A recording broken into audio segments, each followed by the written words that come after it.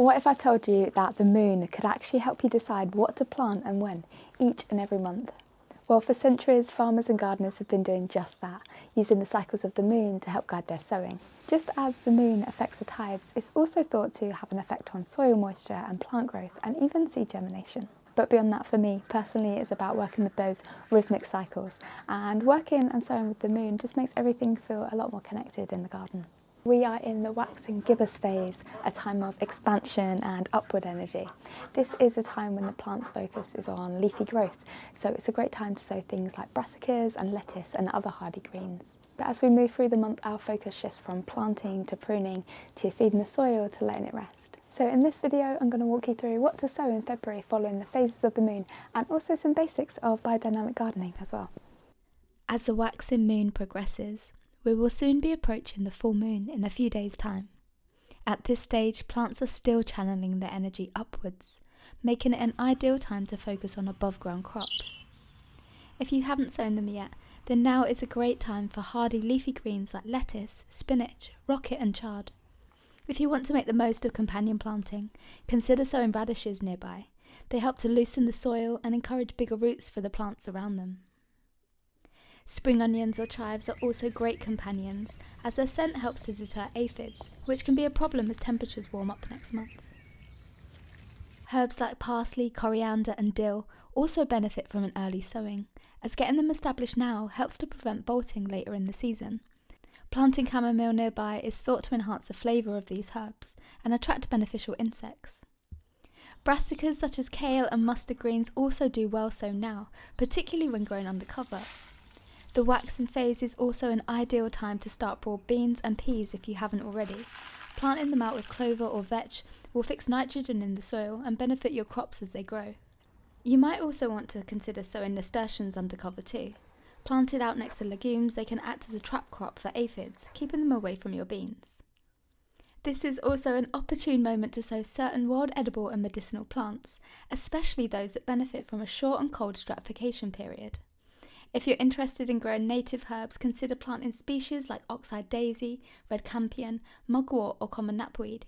These plants are not only beautiful, but they provide essential resources for pollinators, supporting the biodiversity in our gardens. The full moon on the 12th is said to be the peak moment for moisture uptake, and many gardens believe that plants are at their most receptive to nutrients. This makes it the best time to apply liquid feeds to overwintering crops in need of a boost, as they'll be absorbed more efficiently now than at any other point in the cycle. Many biodynamic growers also use this phase to prepare compost teas and stir biodynamic preparations, believing that the full moon enhances their potency. Even if you don't follow these traditions, taking time to observe how your plants respond to this energetic shift can be really valuable. The full moon is also an ideal time to harvest leafy greens like chard and spinach and kale, as the cell structure is at its fullest, making them crisp and vibrant and nutrient rich. From the 13th to the 19th of February during the waning gibbous phase, plants are now directing their energy downwards into the root development. This is the time to harvest root crops for storage such as beetroot, parsnips and winter radishes, as they soar better when harvested in this waning phase. Now is the time to sow slow-growing root crops like carrots, onions and leeks. These crops thrive in the waning phase when root development is strongest. Companion planting can be really helpful here.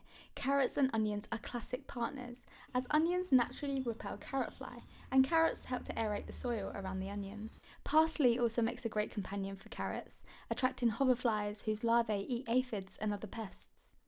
If you planted any seeds last month, then the days around a full moon are a great time to start weeding and thinning them out, as they'll be putting more energy into root establishment. This is also when biodynamic growers might apply special soil preparations such as BD 500 or BD 507, horn manure and valerian, to protect against frost damage or to enhance the soil. These preparations help to activate microbial life, enriching the soil for the next cycle. Mulching bare beds with well-rotted manure, fermented grass clippings, old straw bedding or spent compost will protect the soil and prevent any early weed growth before spring sowing begins. In future videos, I'll be covering topics like biodynamic compost preparations and deeper ways to build healthy soil. As we approach the new moon on the 28th of February, the cycle starts again. This is a time of rest, reflection and renewal, both for the plants and for us gardeners too. Some growers treat these few days before the new moon as a rest period, avoiding soil disturbance and letting nature settle before the cycle restarts.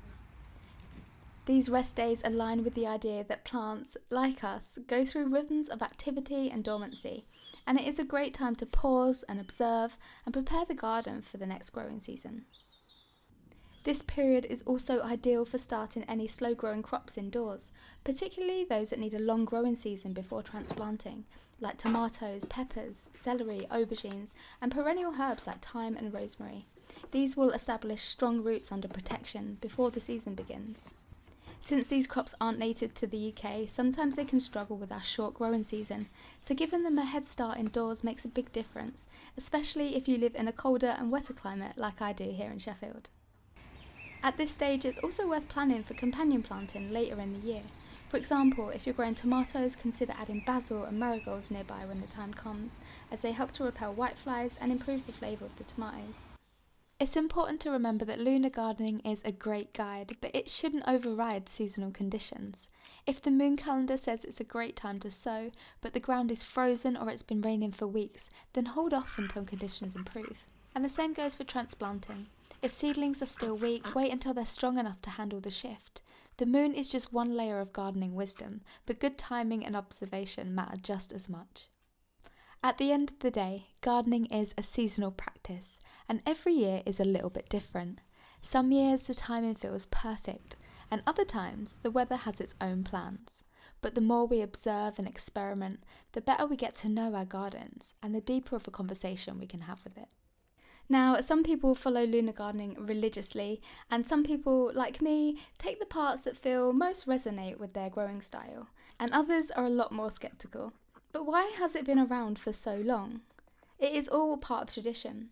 Before modern agriculture, farmers relied on observation, passing down techniques through generations. Many of them noticed patterns, seeds germinating better at certain times, and crops seemingly stronger when sown under particular conditions. I've planted by the moon for years, but I've never actually tested whether it makes a difference. However, Charles Dowding has. He ran trials sowing crops on different lunar phases and found that carrots sown before the full moon yielded 7.8 kilograms, while those sown after produced only 4.8.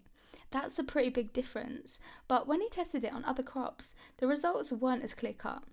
His conclusion was that the moon probably does play a role, but that soil health and care matter a lot more.